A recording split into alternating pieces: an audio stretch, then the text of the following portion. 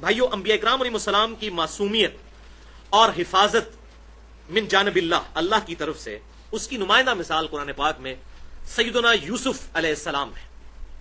ان کے بارے میں ایک بہت کریٹیکل آیت ہے سورہ یوسف کے اندر، آیت نمبر ہے 24 آپ کے ریفرنس پہ، ریفرنس 3. جب زلیخا نے سیدنا یوسف علیہ السلام کو اپنی طرف مائل کرنے کی کوشش کی. اب یہ نام قرآن میں، حدیث میں تو نہیں ملتا، تورات میں ہمیں ملتا ہے، لیکن یہ واقعہ ضرور موجود ہے قرآن میں، سورہ یوسف آیت نمبر 24. بہت خطرناک الفاظ ہیں اور یہ سچویشن کو بالکل کھول کر بیان کریں گے. وَلَقَدْ هَمَّتْ بِهِ، اور بے شک اس عورت نے یوسف کا قصد کیا. وَهَمَّ بِهَا، اور یوسف بھی اس عورت کا قصد کر لیتا. لَوْلَا أَنْ أَرَّآ بُرْهَانَ رَبِّهِ، اگر وہ اپنے رب کی روشن نشانی نہ دیکھ لیتا.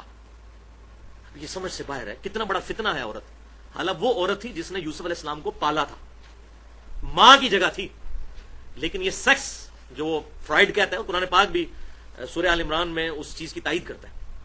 زُيِّنَ لِلنَّاسِ حُبُّ الشَّهَوَاتِ مِنَ النِّسَاءِ، پہلی چیز مزین کی گئی ہے انسان کے لیے شہوات میں سے عورت. اب ماں کی جگہ تھی عورت، لیکن شیطان کتنا حاوی ہے. اللہ تعالیٰ فرماتا ہے اس عورت نے مائل کیا یوسف کو، یوسف بھی قصد کر لیتا اس عورت کا اگر اپنے رب کی برہان نہ دیکھ لیتا. پرٹیکولر کوئی اللہ تعالیٰ کی طرف سے کوئی ایسا معاملہ ہوا، اللہ نے کوئی ایسی نشانی دکھائی کہ یوسف علیہ السلام کا دل مضبوط ہوا اور اس برائی سے بچ گئے. یہ ہے مخلص، چنا ہوا بندہ. كَذَلِكَ لِنَصْرِفَ عَنْهُ السُّوءَ وَالْفَحْشَاءَ، بالکل اس طریقے سے ہم نے یوسف سے برائی اور بے حیائی کو دور کر دیا. ہم نے دور کیا، وہ تو قصد کر لیتا. انہو من عبادنا المخلصین، وہی لفظ آ گیا مخلص. بے شک وہ ہمارا مخلص بندہ تھا، چنا ہوا بندہ. مخلص نہیں، مخلص، چنا ہوا بندہ. اگلا ریفرنس بھی سورہ یوسف سے 53 نمبر آیت ہے، جس میں یوسف علیہ السلام نے خود اناؤنسمنٹ کر دی اپنے بارے میں. جو میں کہہ رہا ہوں کہ ہر بندے کے ساتھ نفس لگا ہوا ہے، انبیاء کرام کے ساتھ بھی ہے. اللہ ان کی حفاظت کرتا ہے، مادہ ضرور موجود ہوتا ہے. فَأَلْهَمَهَا فُجُورَهَا وَتَقْوَاهَا، سورہ یوسف آیت نمبر 53. یوسف علیہ السلام خود کلام کرتے ہوئے کہتے ہیں وَمَا أُبَرِّئُ نَفْسِي إِنَّ النَّفْسَ لَأَمَّارَةٌ بِالسُّوءِ، یہ 13واں پارہ اسی آیت سے شروع ہوتا ہے. میں اپنے نفس کو بری نہیں سمجھتا، بے شک نفس تو ہمیشہ برائی کی طرف حکم دیتا ہے. إِلَّا مَا رَحِمَ رَبِّي، سوائے اس کے کہ جس پر میرا رب رحم کرتا ہے.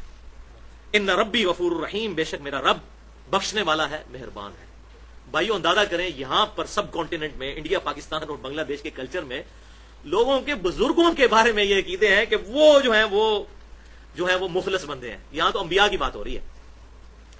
تو قرآن پاک کے پرٹیکولر جو نظریات ہیں اس کی روشنی میں سوائے انبیاء کرام علیہ السلام کے کوئی بھی اللہ کا مخلص بندہ نہیں ہے. یہ ڈیفینیٹ بات ہے.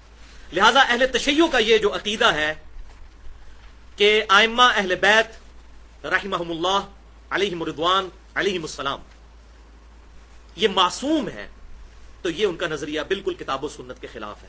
اور ان کا اپنا کانفیڈنس لیول یہ ہے. میں بڑے بڑے اہل تشیع علماء کے ساتھ ملا ہوں، میرے ابھی بھی رابطے سب کے ساتھ ہوتے ہیں. اہل سنت کے بھی تمام جتنے بھی اسکول آف تھاٹ ہیں، بریلوی، دیوبندی، اہل حدیث، سب کے ساتھ رابطے ہیں. جو بھی اچھی بات ہے جہاں سے ملے لیتے ہیں، اور بری بات ہے اس سے اختلاف کر دیتے ہیں بغیر کسی کی تکفیر کیے فتویٰ لگائے. تو اہل تشیع علماء سے بات ہوئی، باقاعدہ ان کی ریٹن میں بکس بھی موجود ہیں. بلکہ ثاقب اکبر صاحب نے جو کتاب لکھی پاکستان کے دینی مسالک، اس میں بھی اہل تشیع کے بڑے بڑے جو پاکستان کے علماء ہیں انہوں نے کہا ہے کہ یہ ہمارا جو عقیدہ ہے ائمہ کو معصوم ماننے کا، یہ بنیادی عقیدہ نہیں ہے. اگر کسی کا یہ عقیدہ نہ ہو تو ہم اسے کافر نہیں سمجھتے. تو اس کا مطلب ہے الحمدللہ وہ اہل سنت کو کافر نہیں سمجھتے اس عقیدے کی وجہ سے. تو پھر اس سے یہ بات بھی نکلی کہ یہ عقیدہ کوئی اتنا مضبوط بھی نہیں ہے. قرآن کی روح سے تو یہ بالکل فٹ ان نہیں بیٹھتا. لیکن یہ بات درست ہے کہ جو اللہ کے نیک بندے ہوتے ہیں، صحابہ کرام علیہم رضوان، اہل بیت عظام رضی اللہ عنہم اجمعین، یا ائمہ اہل سنت ہوں یا اہل تشیع کے، وہ تو ہمارے کامن ائمہ ہیں جو اہل بیت کے ائمہ ہیں، ان کو اللہ تبارک و تعالی ان کی کوشش کے سبب کافی حد تک گناہوں سے محفوظ فرما دیتا ہے. معصوم نہیں 100%، لیکن محفوظ ضرور. اور اس کی ٹیکنیکل ریزن ہے. ایک تو ٹیکنیکل ریزن، اس کے بعد میں اس کی دلیل بھی پیش کرتا ہوں. ٹیکنیکل ریزن یہ ہے بھائیو، مجھے بریانی بڑی پسند ہے، سخت مجھے بھوک لگی ہوئی ہو، اور بریانی کی خوشبو بھی دل لبھا رہی ہو، سامنے پلیٹ بھی آ جائے، اور جسٹ بریانی کو کھانے سے پہلے ایک بندہ مجھے کان میں آ کے بات کرے کہ بھائی صاحب یہ جن اہل محبت نے آپ کی دعوت کی ہے اس بریانی میں آپ کے لیے زہر ڈالا ہوا ہے انہوں نے، وہی بریانی جو 2 منٹ پہلے مجھے کتنی اٹریکٹ کر رہی تھی، مجھے اس سے نفرت ہو جائے گی یہاں تک کہ میری بھوک ہی مر جائے گی. ایسا ہی ہوگا نا؟ حالانکہ بریانی تو اسی فریم آف ریفرنس میں موجود ہے، اس کا ٹیسٹ بھی وہیں، اس کی خوشبو بھی وہیں. صرف ایک ذہنی فیصلے نے، ایک ذہنی شوق نے اس بریانی کو اس قابل کر دیا کہ مجھے سب سے زیادہ نفرت والی چیز اس وقت وہ نظر آ رہی ہوگی. بالکل اس طریقے سے جو اللہ کے نیک بندے ہوتے ہیں، صحابہ کرام علیہم رضوان، اہل بیت یا ائمہ جو بڑے بڑے ائمہ ہیں، ان کو بھی اللہ تعالیٰ کی معرفت ایسی نصیب ہو جاتی ہے کہ وہ گناہوں سے اسی طریقے سے نفرت کرتے ہیں جیسے ہم اس بریانی سے. اس گناہ کا جو وہ نیگیٹو پہلو ہے ان پر اس طرح آشکار ہو جاتا ہے کہ وہ سوچتے بھی نہیں اس گناہ کو کرنے کا.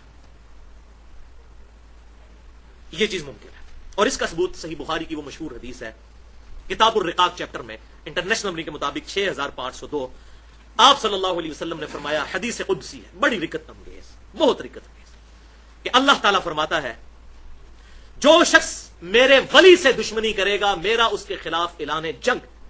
ولی سے مراد یہ نہ سمجھے گا جو اپنی عبادت کروا رہا ہے کہ لوگ اسے سجدے کر رہے ہیں، اس کے پاؤں چوم رہے ہیں اور اس نے کپڑے بھی نہیں پہنے ہوئے، یعنی انڈیا پاکستان کے ولی کی بات نہیں ہو رہی. یہ اس ولی کی جو کتاب و سنت کی روشنی میں ولی ہے. یہ تو اولیاء الشیاطین ہے اکثریت، یہ اولیاء اللہ کی بات ہو رہی ہے. اسی کہتے ہیں ولی. میں کہتا ہوں ولی کہیں، ولی اللہ نہ کہیں. ولی اللہ تو وہ ہوں گے، ولی اللہ ہم مانتے ہیں الحمدللہ. امام بخاری ہیں ولی اللہ، امام مسلم ہیں، امام حنیفہ ہیں، امام شافعی ہیں، امام احمد بن حنبل ہیں، امام باقر ہیں، امام جعفر ہیں. یہ بڑے بڑے ائمہ یہ ہیں اللہ کے ولی. اور صحابہ کرام اور اہل بیت کے تو کیا ہی کہنے، وہ تو اولیاء کے سر کے تاج ہیں. تو میرا اس کے خلاف اعلان جنگ ہے جو میرے ولی سے دشمنی رکھے. اور میرا کوئی بندہ میرا قرب حاصل نہیں کر سکتا کسی بھی چیز سے جتنا قرب وہ فرض میں پابندی اختیار کر کے حاصل کرتا ہے. فرض جو ہے وہ یہ ڈیٹم لائن ہے، اس کو تو آپ نے کراس کرنا ہی کرنا ہے. اس سے نیچے تو اللہ تعالیٰ آپ سے راضی ہونے والا نہیں، مجھ سے راضی ہونے والا نہیں.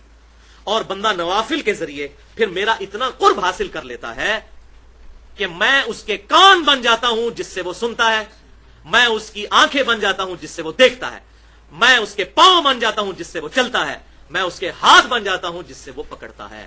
اور پھر جب وہ مجھ سے دعا کرتا ہے میں اس کی دعا قبول کرتا ہوں. اپنے دشمن کے اگینسٹ جب مجھ سے پناہ طلب کرتا ہے میں اسے پناہ عطا فرماتا ہوں. اور مجھے رب ہوتے ہوئے کبھی بھی کسی چیز پر کوئی تردد نہیں ہوتا سوائے اس چیز کے کہ جب میرے نیک بندے کی روح قبض کی جاتی ہے اس وقت میں بھی ریلیکٹنٹ ہو جاتا ہوں کہ میرا بندہ موت سے دوری اختیار کرنا چاہ رہا ہوتا ہے. زندگی کی محبت ہر بندے میں موجود ہے اور میں چاہتا ہوں یہ میرے پاس آ جائے. اس وقت میں بھی تردد کا شکار ہو جاتا ہوں کہ میرے بندے کی خواہش کچھ اور میری کچھ اور. جب نیک بندے کی میں روح قبض کرنے لگتا ہوں. اللہ اکبر کبیرہ والحمد للہ کثیرہ وسبحان اللہ بکرۃ واصیلا. اللهم انی اسألک حبک وحب من یحبک وحب حبیبک صلی اللہ علیہ وسلم وحب عمل یقربنا الی حبک. اللہ بھی تردد. اللہ. تو اس میں جو الفاظ آئے میں ہاتھ بن جاتا ہوں پاؤں بن جاتا ہوں، اس سے مراد یہ ہے کہ جب وہ کوشش کرتا ہے فرائض اور نوافل میں پابندی اختیار کرنے کی تو میں پھر اس کی آنکھوں، ہاتھوں، پاؤں، کان، ان تمام چیزوں کو گناہوں سے محفوظ کر دیتا ہوں. یعنی اتنی ان کو نفرت دلا دیتا ہوں کہ وہ گناہ کی طرف نہیں آتے. اس کا وہ مطلب نہیں کہ اللہ تعالیٰ کو فزیکلی کان بن جاتا ہے یا بندے کے اندر حلول کر جاتا ہے ولیعوذ باللہ تعالیٰ، جس طرح بعض اہل بدعت کا عقیدہ ہے. یہ بالکل یہ مطلب نہیں. اگر یہ مطلب ہو تو آخر میں جو الفاظ ہیں کہ جب وہ مجھ سے دعا کرتا ہے میں قبول کرتا ہوں، دشمن کے خلاف پناہ مجھ سے مانگتا ہے تو میں دیتا ہوں. تو جب وہ خود اللہ کے ہاتھ بن گیا تو پھر اللہ سے پناہ کیوں مانگ رہا ہے؟ وہ تو آلریڈی بنا ہوا ہے ہاتھ. ہاتھ کا مطلب یہ نہیں ہے، اس کا مطلب ہے اس کے یہ تمام اعضاء میرے لیے خاص ہو جاتے ہیں. جس طرح ہمارے محبوب صلی اللہ علیہ وسلم کے بارے میں قرآن میں آیا قل ان صلاتی و نسکی و محیای و مماتی للہ رب العالمین. اے محبوب فرما دیجئے بے شک میری نماز، میری قربانی، میرا جینا، میرا مرنا سب کچھ میرے رب کے لیے ہے جو سارے جہانوں کا پالنے والا ہے. تو اوڑھنا بچھونا اس شخص کا اللہ کی ذات بن جاتا ہے.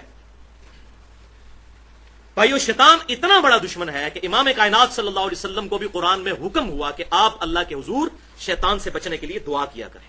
میں اور آپ کسی شمار میں نہیں. اور وہ ہے اگلا ریفرنس نمبر 5 سورۃ المؤمنون کی آیت نمبر 97 اور 98. وَقُلْ رَبِّ أَعُوذُ بِكَ مِنْ هَمَزَاتِ الشَّيَاطِينِ. اور اے محبوب صلی اللہ علیہ وسلم اپنے رب سے پناہ طلب کیا کرو کہ اے میرے رب مجھے شیطان کی چالوں سے بچا. وَأَعُوذُ بِكَ رَبِّ أَن يَحْضُرُونَ. اے میرے رب میں تجھ سے اس بات کی بھی پناہ مانگتا ہوں کہ شیطان میرے قریب بھی پھٹکے، قریب بھی نہ آئے، مجھے بچا لے. اور الحمدللہ اللہ تعالیٰ نے پھر بچایا ہمارے محبوب صلی اللہ علیہ وسلم کو. صحیح بخاری اور صحیح مسلم کی متفق علیہ حدیث ہے اور اس حدیث کا نمبر ہے بخاری میں 3281 اور مسلم میں 5678. بڑی مشہور حدیث. آپ صلی اللہ علیہ وسلم نے فرمایا بے شک شیطان ہر انسان کے اندر خون کی طرح گردش کرتا ہے. ہر انسان کے ساتھ شیطان اٹیچ ہے, چاہے کوئی پیغمبر ہے چاہے کوئی عام آدمی, سب کے ساتھ. لیکن ایک دوسری حدیث نے وہ مخلص بندہ آپ صلی اللہ علیہ وسلم کا ہونا وہ کلیئر کیا. وہ صحیح مسلم میں 2 طرق ہیں انٹرنیشنل نمبر کے مطابق 7108 اور 7109 کہ آپ صلی اللہ علیہ وسلم نے فرمایا ہر انسان کے ساتھ اس کا ایک ساتھی جن شیطان اور ایک ساتھی فرشتہ معمور کر دیا گیا ہے. اور باقی حدیث میں ترمذی مسند امام احمد میں ملتا ہے کہ شیطان اس کو برائی کی طرف دعوت دیتا ہے, فرشتہ اچھائی کی طرف. صحیح مسلم کے آگے الفاظ چلتے ہیں کہ ایک صحابی نے عرض کی اے اللہ کے محبوب صلی اللہ علیہ وسلم, بڑی جرت کی, کیا آپ کے ساتھ بھی شیطان لگا ہوا ہے؟ ہر انسان کے ساتھ جو ایک جن اور ایک فرشتہ ہے, کیا آپ کے ساتھ بھی؟ آپ صلی اللہ علیہ وسلم نے فرمایا ہاں میرے ساتھ بھی ہے, لیکن اللہ نے میری مدد فرمائی اور اس شیطان کو بھی میرا مطیع کر دیا, تو میرے ساتھ جو جن اٹیچ ہے اب وہ مجھے نیکی کی طرف ہی دعوت دیتا ہے. صرف آپ صلی اللہ علیہ وسلم کا یہ پروٹوکول ہے